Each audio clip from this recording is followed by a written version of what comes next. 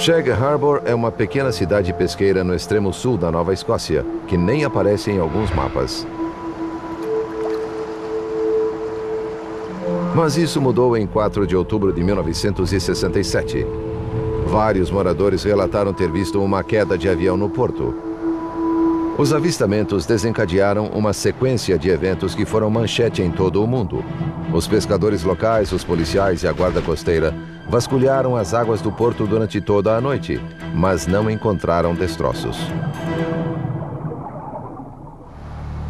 Com o nascer do sol, a comunidade foi tomada por incerteza e apreensão. Naquela noite, todos sentimos que escondiam algo de nós. A notícia de que não havia destroços espalhou-se rapidamente. Sem informações oficiais, os boatos cresceram sem controle. Corria o boato de que era um OVNI. Todos ficaram imaginando o que poderia ter sido. As pessoas ficaram com medo, imaginando se aqueles incidentes continuariam. Os objetos ficariam presos nas redes, cairiam sobre as casas. O que aconteceria? Mas ninguém tinha as respostas. Por fim, o Centro de Coordenação de Resgates emitiu um comunicado dizendo que nenhuma aeronave caíra.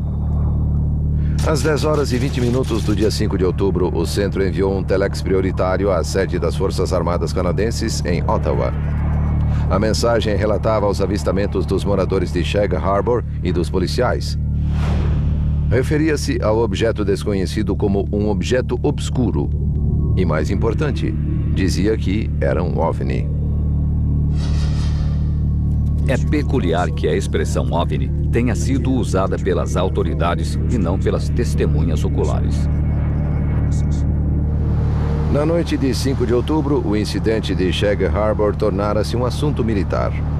Depois de ler o telex recebido do Centro de Coordenação de Resgate, o líder de esquadrilha William Bain enviou uma mensagem urgente ao Comando Marítimo Canadense, a sede naval do Canadá na costa do Atlântico, aconselhando uma busca submarina imediata na área. Se o misterioso objeto obscuro não deixara nada flutuando no mar, talvez as equipes de mergulho encontrassem algo abaixo da superfície. Em resposta a essa mensagem, o Comando Marítimo enviou uma equipe da Unidade de Mergulho da Marinha em Halifax. Os mergulhadores chegaram em 6 de outubro e começaram a mergulhar de um barco da guarda costeira. Surge todo tipo de boato em uma cidade pequena como esta. Mas, como a Marinha enviou mergulhadores e equipamentos para cá, levaram o caso a sério, pois muitas pessoas avistaram o objeto nos céus. Os mergulhadores vasculharam uma área de 800 metros de comprimento por 2,5 km de largura. Foram para o local e começaram a fazer buscas. Definiam uma área e a marcavam com boias. As águas da Nova Escócia têm tanto plâncton que a visibilidade costuma limitar-se a cerca de 6 metros no máximo. Foi uma busca de baixa tecnologia, só com lanternas. Não deixavam que nos aproximássemos da área. Os barcos iam pescar, mas ficavam longe do local de mergulho. Enquanto os mergulhadores vasculhavam as profundezas do porto, a pequena cidade pesqueira tornou-se foco das atenções da mídia. Em 7 de outubro, uma equipe da TV canadense filmou os mergulhadores em ação. Estas são as imagens da reportagem. Os principais jornais do Canadá também cobriram o estranho evento. O jornalista Ray McLeod, do Halifax Chronicle Herald, foi um dos primeiros a divulgar a história. Eu era repórter no turno da noite do Chronicle Herald quando o editor disse que algo estava ocorrendo no porto. Havia muitas testemunhas, inclusive policiais. O jornal queria descobrir o que caíra no porto. Mas McLeod não obteve respostas quando tentou descobrir o que acontecera. Comecei a acompanhar os relatórios da polícia e o trabalho da equipe de busca e resgate, mas eles não tinham ideia do que acontecera. Nenhum avião desaparecera, nada havia desaparecido da tela do radar na região e estávamos perplexos. A falta de informações relativas ao incidente atiçou a curiosidade de McLeod e o levou a investigar por conta própria. Sempre que não se sabe algo, a imaginação entra em jogo e começamos a especular o motivo de não haver respostas. As Forças Armadas diziam não ter encontrado nada. e decidi usar minhas fontes para contatar alguém em Ottawa. A fonte de MacLeod indicou-lhe o líder de esquadrilha William Bain, no Departamento Aéreo em Ottawa, uma divisão da Força Aérea Canadense encarregada da investigação de casos de OVNIs. A resposta de Bain ao incidente em Shag Harbor foi surpreendente. Pelo que ouvira até aquele momento, achava que havia algo de concreto nesse incidente. É claro que essa frase acabou sendo a manchete do jornal. Em 7 de outubro de 1967, o artigo de MacLeod saiu na primeira página do Chronicle Herald, um jornal ultraconservador. Isso surpreendeu a todos, inclusive MacLeod. Quando a história foi publicada, minha primeira reação foi: o que eu fiz? Pois nunca imaginei aquela manchete na primeira página. Foi uma manchete em grandes letras vermelhas que mais parecia o que se vê no National Enquirer e alimentou os boatos e a especulação. As ondas de choque provocadas pelo artigo de MacLeod reverberaram na Nova Escócia e atingiram Shag Harbor, onde a busca submarina continuava. Em 7 de outubro, o Comando Marítimo enviou mais 3 mergulhadores ao local do impacto. Enquanto a busca continuava, os moradores de Shag Harbor procuravam respostas, mas não receberam nenhuma. Havia muito segredo em relação à missão e não nos revelavam nada. Disseram a algumas pessoas que tinham ordens para não fazer comentários. Achávamos que depois de alguns dias diriam: sim, foi um avião que caiu, estava no fundo do oceano. Achávamos que nos dariam informações, mas ninguém disse nada.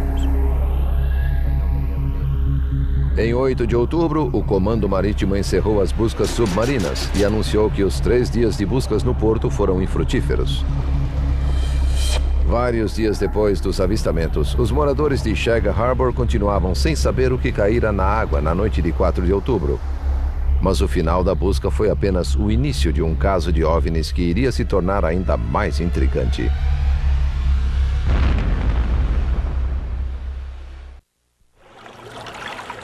Em outubro de 1967, dezenas de testemunhas viram algo cair em Shag Harbor, no extremo sul da Nova Escócia. Pescadores percorreram as águas à procura de pistas e mergulhadores realizaram buscas submarinas. A Marinha cancelou a missão abruptamente, sem explicações, e os moradores de Shag Harbor continuaram a especular e a se preocupar. Parecia que estavam ocultando algo, pois haviam dedicado tempo e esforço às buscas e foram embora de repente sem dar explicações. Como não havia respostas, os boatos começaram a crescer. Na época, houve até um boato de que haviam encontrado algo. Em alguns momentos, parecia que traziam coisas do fundo do oceano. O homem que pilotava para os mergulhadores admitiu que haviam trazido algo que fora embrulhado embaixo d'água, provavelmente para manter segredo. Houve muita especulação, mas isso sempre acontece quando as pessoas não recebem explicações. Durante os anos 60, as especulações sobre OVNIs e outros eventos inexplicáveis estavam ligadas à Guerra Fria. A corrida nuclear entre Estados Unidos e União Soviética estava no auge. As duas superpotências buscavam constantemente uma superar a outra e dominar a tecnologia militar mais avançada. Exercícios militares secretos eram comuns no Atlântico Norte. O clima tenso criava ansiedade que aumentava a preocupação com o incidente. As pessoas sempre pensavam na Guerra Fria. O incidente ocorreu pouco tempo depois da crise dos mísseis em Cuba, e isso aumentou a preocupação. As pessoas começaram a criar teorias, talvez um equipamento secreto americano, um avião ou um satélite tivesse caído na água, ou talvez fosse um objeto russo. O repórter Ray MacLeod divulgou a notícia do incidente em Shag Harbor e escreveu um artigo de primeira página no jornal Chronicle Herald de Halifax. Ele se preparava para acompanhar a história, mas recebeu ordens inesperadas. Quando cheguei, havia um bilhete em minha máquina de escrever para falar com o editor-chefe. Ele disse: não continue a história. É melhor que ela seja acompanhada por alguém do turno do dia, porque os contatos são mais fáceis nesse horário e queremos que a história seja coberta detalhadamente. David Bentley continuará a reportagem. MacLeod disse a Bentley que ia entrevistasse cientistas e professores universitários para atenuar a questão do OVNI. Ele falou com pessoas que entregaram a história e disse a todos que não havia o que informar, que tudo estava bem. Uma das principais fontes de Bentley era o mais conhecido adversário dos OVNIs, o padre Burke Gaffney, que era astrônomo. O padre Michael Burke Gaffney, já falecido, era um sacerdote jesuíta, era astrônomo e cético em relação aos OVNIs. Tinha uma visão restrita do que os fenômenos de OVNIs podiam ser e, em declarações à imprensa, descartava essa possibilidade. Em uma palestra pública algumas semanas após os avistamentos de Shag Harbor, o padre Burke Gaffney tentou diminuir a preocupação com o que acontecera naquela noite, dizendo que 94% dos avistamentos de OVNIs são, na verdade, meteoritos, simples miragens ou outros fenômenos naturais. Depois das declarações dos céticos, MacLeod começou a pensar no que teria acontecido ao líder de esquadrilha William Bain, o militar canadense que dissera que havia algo de concreto no incidente de Shag Harbor. Perguntei a Bentley por que não consultar ao líder de esquadrilha Ben. Bentley disse que fora informado que esse homem não existia e que não havia tal departamento em Ottawa. Disseram-lhe para esquecer essa parte da história. Será que o Chronicle Herald fora pressionado pelo governo canadense? MacLeod percebeu que parte da história que começara a desvendar não chegaria aos jornais. Senti-me frustrado por não poder usar meu talento, meus contatos e minha crença no direito de receber informações para investigar até descobrirmos o que acontecia.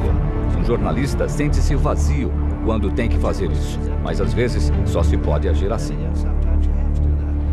A notícia dos avistamentos em Shag Harbor logo atravessou a fronteira canadense e chegou ao renomado físico Dr. Edward Condon e a sua equipe na Universidade do Colorado, que sob um contrato de $500 mil, trabalhavam para a Força Aérea Americana em uma investigação científica independente a respeito de fenômenos inexplicados ligados a OVNIs.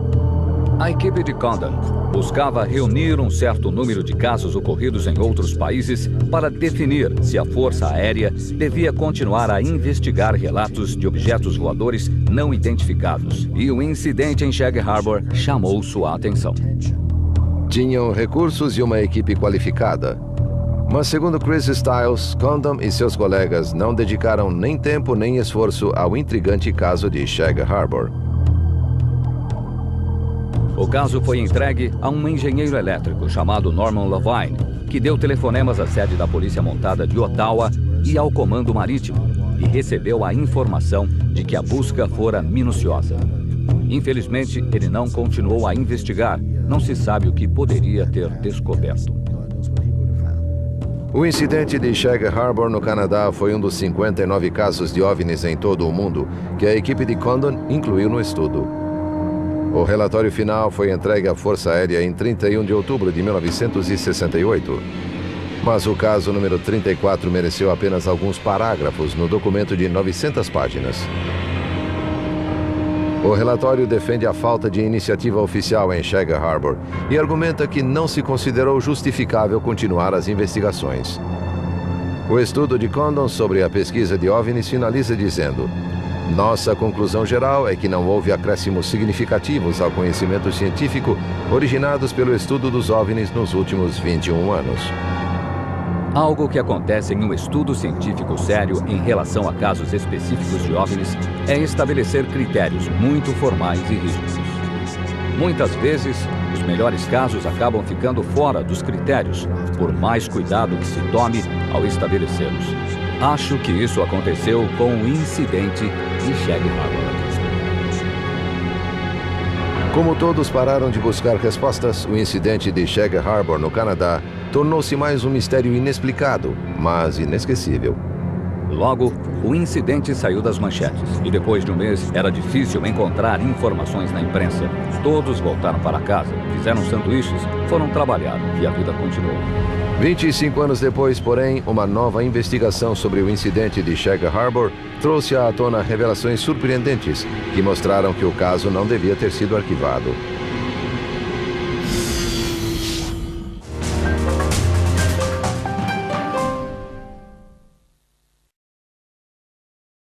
A história. É melhor que ela seja acompanhada por alguém do turno do dia, porque os contatos são mais fáceis nesse horário e queremos que a história seja coberta detalhadamente. David Bentley continuará a reportagem. MacLeod disse a Bentley que entrevistasse cientistas e professores universitários para atenuar a questão do OVNI.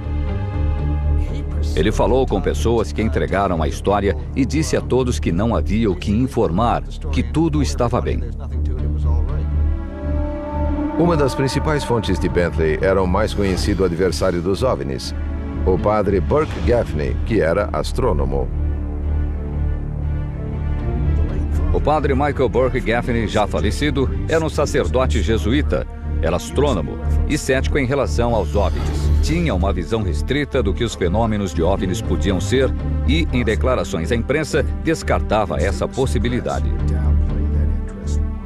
Em uma palestra pública algumas semanas após os avistamentos de Shag Harbor, o padre Burke Gaffney tentou diminuir a preocupação com o que acontecera naquela noite, dizendo que 94% dos avistamentos de OVNIs são, na verdade, meteoritos, simples miragens ou outros fenômenos naturais. Depois das declarações dos céticos, MacLeod começou a pensar no que teria acontecido ao líder de esquadrilha William Bain, o militar canadense que dissera que havia algo de concreto no incidente de Shag Harbor. Perguntei a Bentley por que não consultar ao líder de esquadrilha Ben. Bentley disse que fora informado que esse homem não existia e que não havia tal departamento em Ottawa. Disseram-lhe para esquecer essa parte da história. Será que o Chronicle Herald fora pressionado pelo governo canadense? MacLeod percebeu que parte da história que começara a desvendar não chegaria aos jornais. Senti-me frustrado por não poder usar meu talento, meus contatos e minha crença no direito de receber informações para investigar até descobrirmos o que acontecia. Um jornalista sente-se vazio quando tem que fazer isso, mas às vezes só se pode agir assim. A notícia dos avistamentos em Shag Harbor logo atravessou a fronteira canadense e chegou ao renomado físico Dr. Edward Condon e a sua equipe na Universidade do Colorado, que sob um contrato de $500 mil, trabalhavam para a Força Aérea Americana em uma investigação científica independente a respeito de fenômenos inexplicados ligados a OVNIs. A equipe de Condon buscava reunir um certo número de casos ocorridos em outros países para definir se a Força Aérea devia continuar a investigar relatos de objetos voadores não identificados. E o incidente em Shag Harbor chamou sua atenção. Tinham recursos e uma equipe qualificada. Mas segundo Chris Stiles, Condon e seus colegas... Da noite do Chronicle Herald, quando o editor disse que algo estava ocorrendo no porto. Havia muitas testemunhas, inclusive policiais. O jornal queria descobrir o que caíra no porto. Mas MacLeod não obteve respostas quando tentou descobrir o que acontecera. Comecei a acompanhar os relatórios da polícia e o trabalho da equipe de busca e resgate, mas eles não tinham ideia do que acontecera. Nenhum avião desaparecera, nada havia desaparecido da tela do radar na região e estávamos perplexos. A falta de informações relativas ao incidente atiçou a curiosidade de MacLeod e o levou a investigar por conta própria. Sempre que não se sabe algo, a imaginação entra em jogo e começamos a especular o motivo de não haver respostas. As Forças Armadas diziam não ter encontrado nada e decidi usar minhas fontes para contatar alguém em Ottawa. A fonte de MacLeod indicou-lhe o líder de esquadrilha William Bain, no Departamento Aéreo em Ottawa, uma divisão da Força Aérea Canadense encarregada da investigação de casos de OVNIs. A resposta de Bain ao incidente em Shag Harbor foi surpreendente. Pelo que ouvira até aquele momento, achava que havia algo de concreto nesse incidente. É claro, que essa frase acabou sendo a manchete do jornal. Em 7 de outubro de 1967, o artigo de MacLeod saiu na primeira página do Chronicle Herald, um jornal ultraconservador. Isso surpreendeu a todos, inclusive MacLeod. Quando a história foi publicada, minha primeira reação foi: o que eu fiz? Pois nunca imaginei aquela manchete na primeira página. Foi uma manchete em grandes letras vermelhas que mais parecia o que se vê no National Enquirer e alimentou os boatos e a especulação. As ondas de choque provocadas pelo artigo de MacLeod reverberaram na Nova Escócia e atingiram Shag Harbor, onde a busca submarina continuava. Em 7 de outubro, o Comando Marítimo enviou mais 3 mergulhadores ao local do impacto. Enquanto a busca continuava, os moradores de Shag Harbor procuravam respostas, mas não receberam nenhuma. Havia muito segredo em relação à missão e não nos revelavam nada. Disseram a algumas pessoas que tinham ordens para não fazer comentários. Achávamos que depois de alguns dias diriam: sim, foi um avião que caiu, estava no fundo do oceano. Achávamos que nos dariam informações, mas ninguém disse nada. Em 8 de outubro, o Comando Marítimo encerrou as buscas submarinas e anunciou que os 3 dias de buscas no porto foram infrutíferos. Pouco tempo depois da crise dos mísseis em Cuba, e isso aumentou a preocupação. As pessoas começaram a criar teorias, talvez um equipamento secreto americano, um avião ou um satélite tivesse caído na água, ou talvez fosse um objeto russo. O repórter Ray MacLeod divulgou a notícia do incidente em Shag Harbor e escreveu um artigo de primeira página no jornal Chronicle Herald de Halifax. Ele se preparava para acompanhar a história, mas recebeu ordens inesperadas. Quando cheguei, havia um bilhete em minha máquina de escrever para falar com o editor-chefe. Ele disse: não continue a história. É melhor que ela seja acompanhada por alguém do turno do dia, porque os contatos são mais fáceis nesse horário e queremos que a história seja coberta detalhadamente. David Bentley continuará a reportagem. MacLeod disse a Bentley que entrevistasse cientistas e professores universitários para atenuar a questão do OVNI. Ele falou com pessoas que entregaram a história e disse a todos que não havia o que informar, que tudo estava bem. Uma das principais fontes de Bentley era o mais conhecido adversário dos OVNIs, o padre Burke Gaffney, que era astrônomo.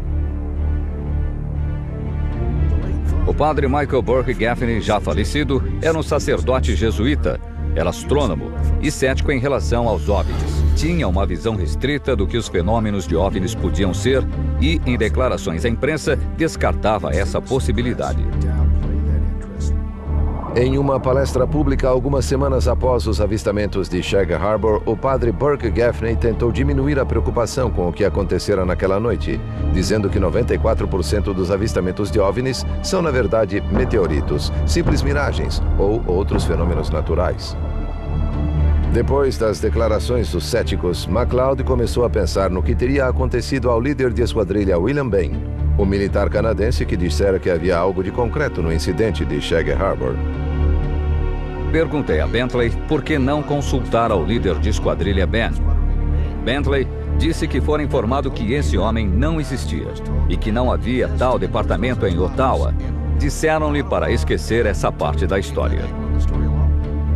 Será que o Chronicle Herald fora pressionado pelo governo canadense? MacLeod percebeu que parte da história que começara a desvendar não chegaria aos jornais.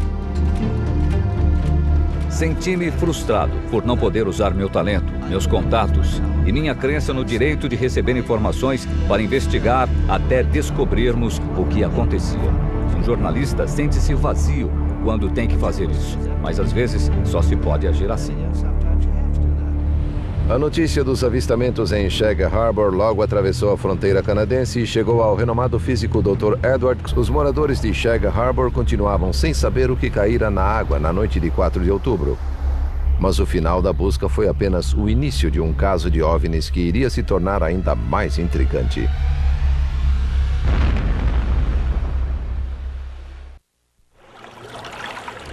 Em outubro de 1967, dezenas de testemunhas viram algo cair em Shag Harbor, no extremo sul da Nova Escócia. Pescadores percorreram as águas à procura de pistas e mergulhadores realizaram buscas submarinas. A Marinha cancelou a missão abruptamente sem explicações, e os moradores de Shag Harbor continuaram a especular e a se preocupar. Parecia que estavam ocultando algo, pois haviam dedicado tempo e esforço às buscas e foram embora de repente sem dar explicações. Como não havia respostas, os boatos começaram a crescer. Na época, houve até um boato de que haviam encontrado algo. Em alguns momentos, parecia que traziam coisas do fundo do oceano. O homem que pilotava para os mergulhadores admitiu que haviam trazido algo que fora embrulhado embaixo d'água, provavelmente para manter segredo. Houve muita especulação, mas isso sempre acontece quando as pessoas não recebem explicações. Durante os anos 60, as especulações sobre OVNIs e outros eventos inexplicáveis estavam ligadas à Guerra Fria. A corrida nuclear entre Estados Unidos e União Soviética estava no auge. As duas superpotências buscavam constantemente uma superar a outra e dominar a tecnologia militar mais avançada. Exercícios militares secretos eram comuns no Atlântico Norte. O clima tenso criava ansiedade que aumentava a preocupação com o incidente. As pessoas sempre pensavam na Guerra Fria. O incidente ocorreu pouco tempo depois da crise dos mísseis em Cuba, e isso aumentou a preocupação. As pessoas começaram a criar teorias. Talvez um equipamento secreto americano, um avião ou um satélite tivesse caído na água, ou talvez fosse um objeto russo. O repórter Ray McLeod divulgou a notícia do incidente em Shag Harbor e escreveu um artigo de primeira página no jornal Chronicle Herald de Halifax.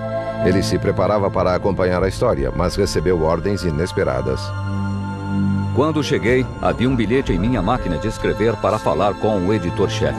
Ele disse: "Não continue a história. É melhor que ela seja acompanhada por alguém do turno do dia, porque os contatos são mais fáceis nesse horário e queremos que a história seja coberta detalhadamente." David Bentley continuará a reportagem. McLeod disse a Bentley que entrevistasse